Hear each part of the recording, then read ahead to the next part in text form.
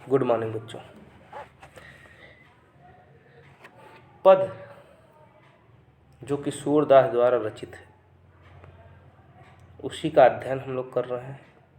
आज हम लोग पद का अंतिम पद पढ़ेंगे और इसी के साथ सूरदास द्वारा रचित पद समाप्त हो जाएगा। बड़ा महत्वपूर्ण पद है, बड़ा मार्मिक है, इसे आप लोग ध्यानपूर्वक सुने और अपने कॉपी में अवश्य लिखें। प्रारंभ करते हैं 11वां और अंतिम पद।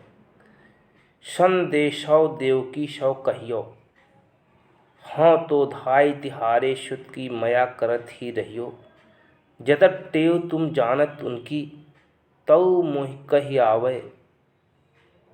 प्रात होत मेरे लाल लड़ैते, माखन रोटी भावे। तेल उबटनो और तातो जल, ताहि देख भज जाते। जोई जोई मांगस सोई सोई देती, क्रम क्रम करके नहाते। सूर पथिक सुन मोहि रैन दिन बढ़ो रहत उर सोच। मेरे अलग लड़े तो मोहन वही है करत कोच। इसमें यशोदा माता देवकी से संदेशा भेज रही हैं उद्धव के माध्यम से। बड़ा ही मार्मिक वर्णन है। आइए सर्वप्रथम हम लोग इसका प्रसंग संदर्भ देखते हैं। प्रस्तुत पद हमारी पाठ्य पुस्तक हिंदी के पद नामक पाठ से लिया गया है। इसके रचयिता वात्सल्य सम्राट सूरदास जी। प्रसंग: जब श्री कृष्ण मथुरा चले जाते हैं तो माँ यशोदा बहुत दुखी होती है। उन्होंने अत्यधिक दुखी एवं स्नेहिल हृदय से उद्धव के द्वारा देवकी के लिए संदेश भिजवाया है।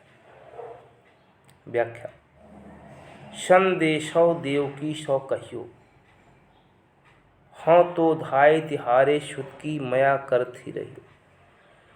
यशोदा जी उद्धव से कहती हैं कि हे उद्धव, तुम मेरा यह संदेश देवकी से कहना कि मैं तुम्हारे पुत्र की धाय माँ हूँ। हाँ तो ध्याय तिहारे शुद्ध की, धाय मतलब धाय माँ अर्थात पालन पोषण करने वाली माँ। केवल पालन पोषण, जन्म देने वाली नहीं। धाय माँ मतलब पालन पोषण करने वाली माँ। हाँ तो धाय तिहारे शुद्ध की मया करत ही रहे, अतः मुझ पर कृपा करती रहे। कहती हैं हम तो तुम्हारे पुत्र की धाय माँ हूँ, अतः मुझ पर भी कृपा करते रहें। जदब टेव तुम जानत उनकी, तऊ मोहि कहि आवें। यद्यप आप कृष्ण की आदत जानती हैं, फिर भी मैं कुछ कहना चाहती हूँ। तऊ मोहि कहि आवें, फिर भी मोहि मतलब मैं आपसे कुछ कहना चाहती हूँ। प्रात होत मेरे लाल लड़ैते, माखन रोटी भावे। वे कहती हैं कि प्रातः होते ही मेरे लड़ैते मतलब परम प्रिय श्री कृष्ण को मक्खन और रोटी अच्छी लगती है, बहुत पसंद है। आगे कहते हैं तेल उबटनो और तातो जल, ताहि देख भज जा। तेल उबटन और गर्म जल, गर्म पानी देखते ही वे भाग जाते थे। जोई जोई मांगस सोई सोई देती, वे जो कुछ भी मांगते थे वही देती थी। क्रम करके नहाते, तब जाकर के वे धीरे धीरे स्नान करते थे। सूर पथिक सुन मोहि रैन दिन। सूरदास जी कहते हैं कि यशोदा उद्धव से मन की व्यथा व्यक्त करती हुई कहती हैं कि हे पथिक उद्धव, सुनो।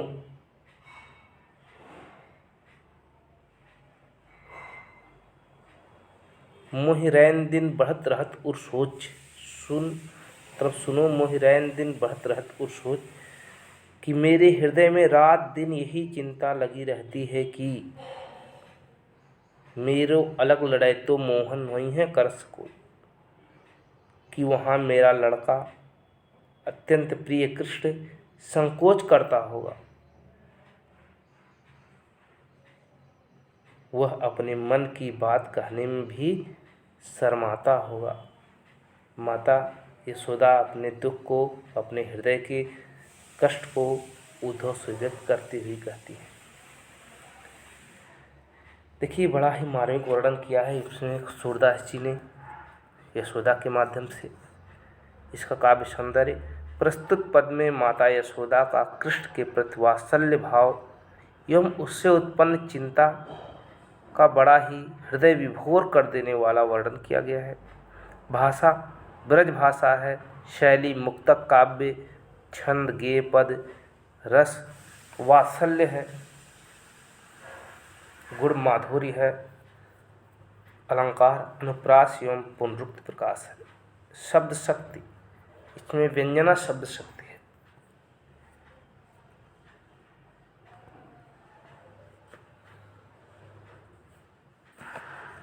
इसी के साथ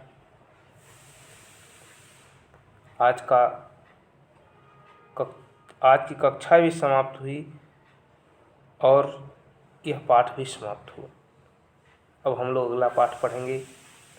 तब तक के लिए आप लोग सभी लोग ध्यानपूर्वक सुनिए कि जितने भी पद लिखवाए गए हैं, धीरे धीरे 2-2 पद पढ़ाए जाते हैं। आप लोग प्रत्येक दिन इन दोनों पदों को अपनी कॉपी में अवश्य लिखें और उसे याद भी करें।